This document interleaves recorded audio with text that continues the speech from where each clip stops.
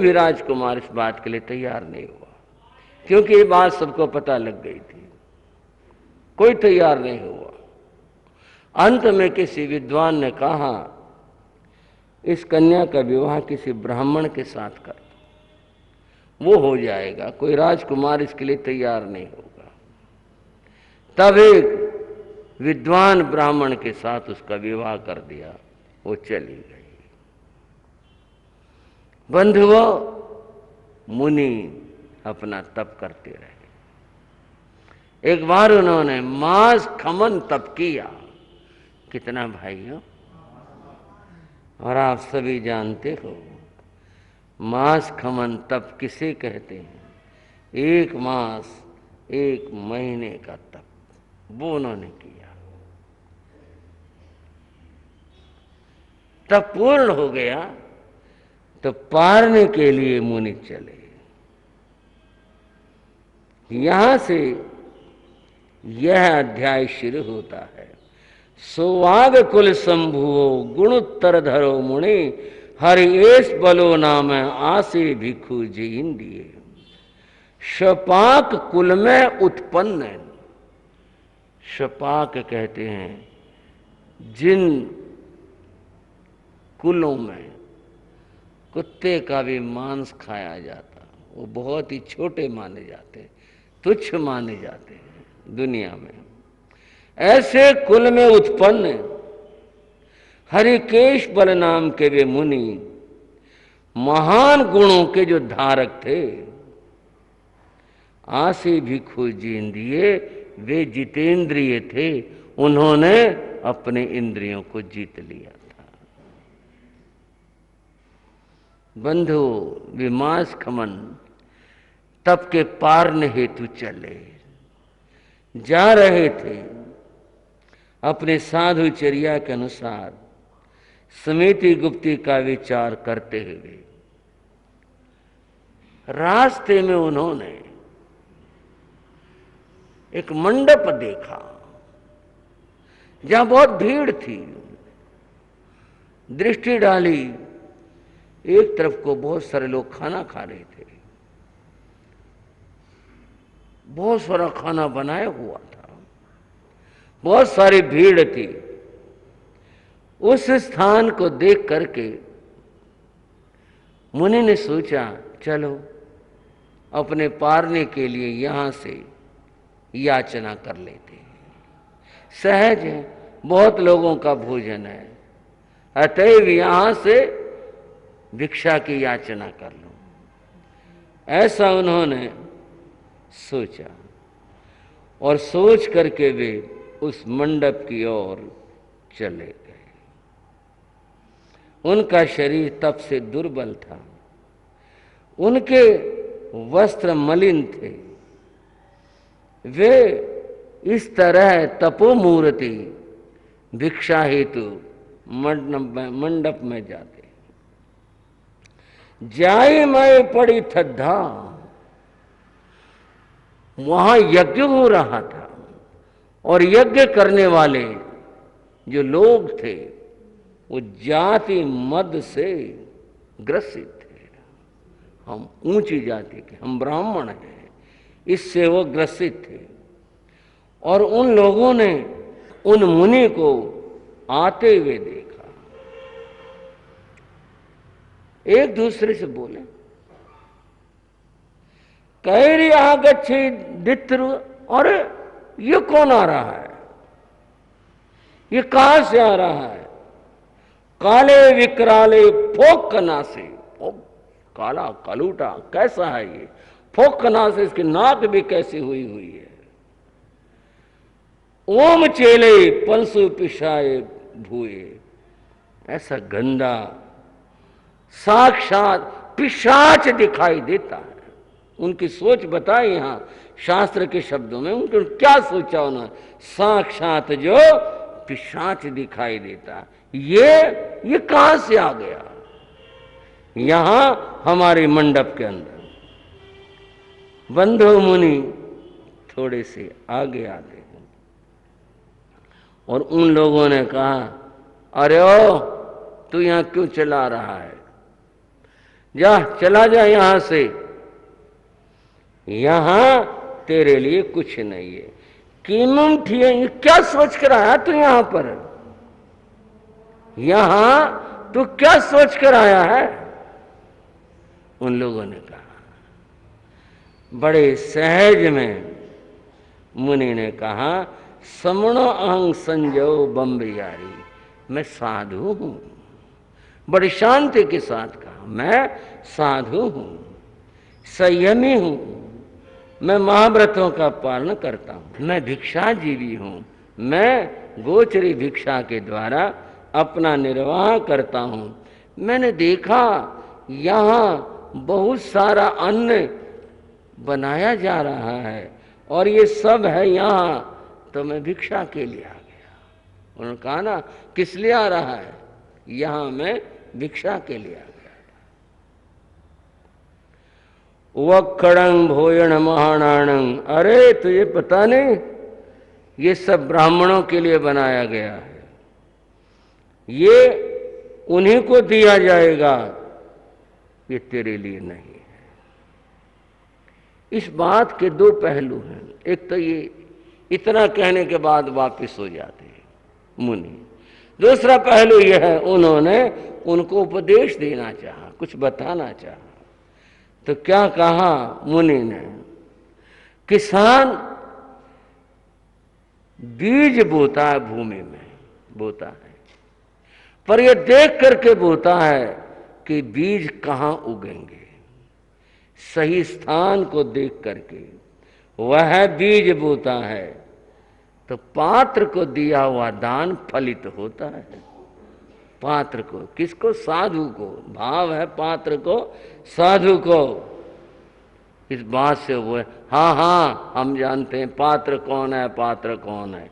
ये जो विद्वान लोग हैं यही इसके पात्र हैं। उन्होंने कहा, तो बेथ भो भार धरा गिराणं अठंग न याण अहिज्य वेय, जो वेद के ज्ञाता हैं, विद्वान हैं, ये सब उनके लिए हैं। तेरे जैसे भिखारियों के लिए यहां कुछ नहीं है, जाओ चले जाओ। मुनि ने उनको कहा, पहले समझो कि पात्र क्या होता है, पात्र क्या होता है।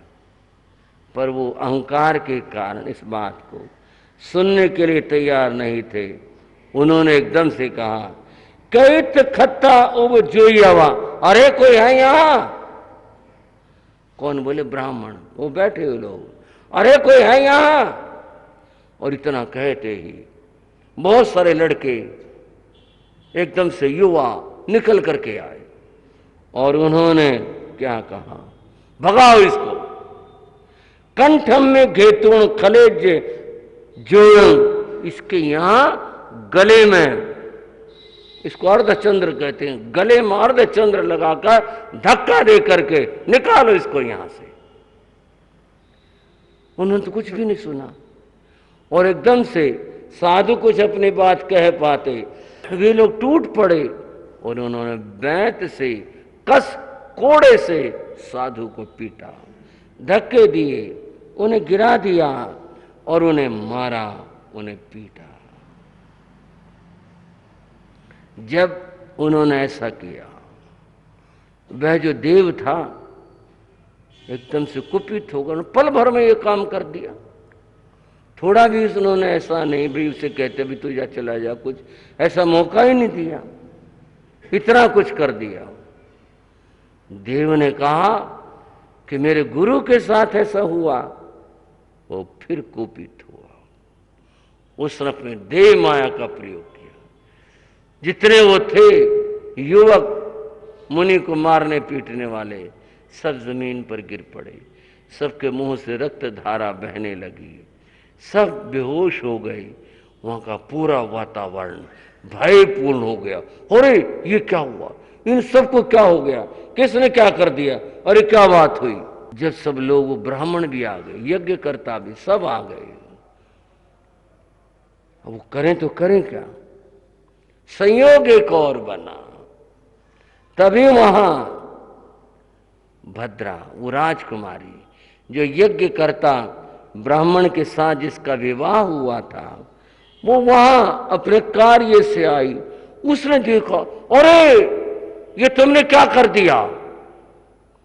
तुम नहीं जानते इस महामुनि की शक्ति को और इस महामुनि की साधना को।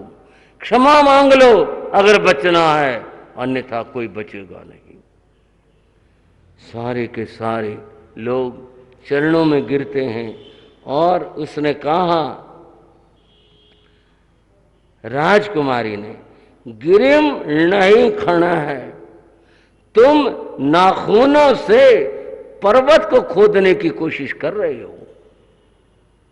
भाइयों, क्या उदाहरण दिया! कोई खोद सकता है पर्वत को? नाखूनों के द्वारा खोद सकता है। अयं दंते खाया, तुमने कैसा काम किया कि लोहे के बने हुए चने या कुछ लोहा उसको दांतों से चबाना चाहा है। कोई चबा सकता है क्या? कोई नहीं चबा सकता। जाए तेयम पाई हण, तुमने तो मुंह खोलकर आग की ज्वालाओं को पीना चाहा है। कोई पी सकता है क्या आग की ज्वालाओं को? तुमने मुनि की अवमानना करके ऐसा ही काम किया है। कि तुमने किया क्या तुम नहीं जानते? ये मुनि कितने शक्तिशाली हैं, इनके पास कितनी लब्धियां और कितनी शक्तियां हैं। अगर तुम अपने रक्षा चाहते हो तो मुनि से क्षमा मांगो। वे सब लोग मुनि से क्षमा मांगते हैं। मुनि ने सहज भाव से कहा, मैंने कोई क्रोध नहीं किया, मैंने इनका कुछ भी अहित नहीं किया, मैंने इनके लिए कुछ भी नहीं सोचा, मैंने कुछ इन्हें नहीं कहा है। ये सब देव की माया है और उसने ऐसा किया, लेकिन मैंने तुम्हारे लिए किंचित भी कुछ भी नहीं सोचा है। बंधुओं, वे लोग बार बार प्रार्थना करते हैं कि आप हमें हमारी पूजा को स्वीकार करो, आप हमारी भक्ति को स्वीकार करो। हम बार बार आपसे क्षमा मांगते हैं और कहते हैं, भुंजाहिए सालिम अंकुरंग नाना व्यंजन संजयुम, तुम ये बना हुआ जो भोजन है तुम्हारे जैसे उत्तम महापुरुषों के लिए है, आप इसे ग्रहण करो। मुनि बोले, नहीं, मैं इस भोजन के लिए कोई लालायित नहीं हूँ, कोई उत्सुक नहीं हूँ, ये भोजन मुझे प्राप्त हो जाए। मैं तो सहज अपनी चर्या के अनुसार आया था और मैं तो तुम्हें कुछ उपदेश देना चाहता था। वे कहते हैं, हाँ हाँ, हम उपदेश सुनना चाहते हैं, कृपा करो। मुनि ने उपदेश दिया, तुम सच्चा यज्ञ करो। बंधुओं, बस यहां बात पूरी होने जाती है। तुम सच्चा यज्ञ करो। भारत के दो संस्कृति हैं, एक जैन संस्कृति और वैदिक संस्कृति। वैदिक संस्कृति जो है वह यज्ञ याग प्रधान है, जैन संस्कृति ध्यान प्रधान है। ये दोनों का अंतर है। जो यज्ञ याग प्रधान है वो यज्ञ करते हैं और उसमें ऐसे भी यज्ञ या जीव हिंसा होती है, वो उस तरह की बात है। यहाँ केवल ध्यान बताया गया। तो उन्होंने कहा, तुम सच्चा यज्ञ करो। वो बोले, सच्चा यज्ञ क्या होता है? वो हम जानना चाहते हैं, किसे कहते हैं? मुनि ने कहा, कुश यूप तृण काष्ठ अग्नि के प्रयोग से जो तुम जल आदि स्नानों से करना चाहते हो, ये सच्चा यज्ञ नहीं है। क्या होता है इससे? इन सब यज्ञ आरंभ और समारंभ होता है। सच्चा यज्ञ है षट जीव निकाय, उसकी हिंसा का त्याग करो। कोई क्रिया ऐसी मत करो जिसमें कि जीव हिंसा होती हो। उन्होंने कहा, अहिंसा आदि 5 संवरों से जो युक्त होता है वही सच्चा यज्ञ करता है। और उसके बारे में बताते हुए कहा, उन्होंने पूछा कि यज्ञ कर, सच्चा यज्ञ क्या है? ते के जोई के यते जोई ठाणे, वो ज्योति क्या है, वो स्थान क्या है? तो उन्होंने बताया, जीव अग्नि कुंड। बस बात पूरी होने जाती है। जीव अग्नि कुंड, यज्ञ करने के लिए सबसे पहले अग्नि कुंड बनाया जाता है। जीव अग्नि कुंड है। और मन वचन काया ये योग जो है, ये श्रुआ कड़छियां जिससे किसमें घी डालते हैं ऐसे करके, ये वो है। और ये जो शरीर है यह है जिससे कि अग्नि जलाई जाती, जहाँ कृषांग है। और क्या कर्म जो है इसमें ईंधन है, संयम की प्रवृत्ति, शांति पाठ है और चारित्र रूप यज्ञ स्थान है। मैं इस यज्ञ को करता हूँ और अपने कर्मों के निर्जरा करता हूँ। वे कहते हैं आपका यज्ञ सत्य है। जहाँ कर्मों का क्षय होता है, हम नहीं समझ पाए थे, आज हम समझ पाए हैं। मुनिवर, हम इसे स्वीकार करते हैं। हम भी आत्मशुद्धि के लिए आत्मयज्ञ करके अपना जीवन धन्य बनाएंगे। वे सब स्वस्थ हो जाते हैं। उन्होंने प्रार्थना की, मुनि ने आहार लिया, आहार लेकर के मुनि चले जाते हैं। इस अध्याय में यज्ञ की बात, कर्म निर्जरा की बात बताई और बताया कि जातिवाद का जैन धर्म के अंदर कोई महत्व नहीं है, महत्व है संयम का महत्व है। जिस मार्ग के ऊपर चलेंगे उनका कल्याण होगा। आज के इस अध्याय में यही सब चर्चाएं थी जो मैंने आपके सामने रखी हैं। आप अभी ये सच्चा यज्ञ करो। कैसे? सामायिक की साधना करो, जप करो, ध्यान करो, स्वाध्याय करो।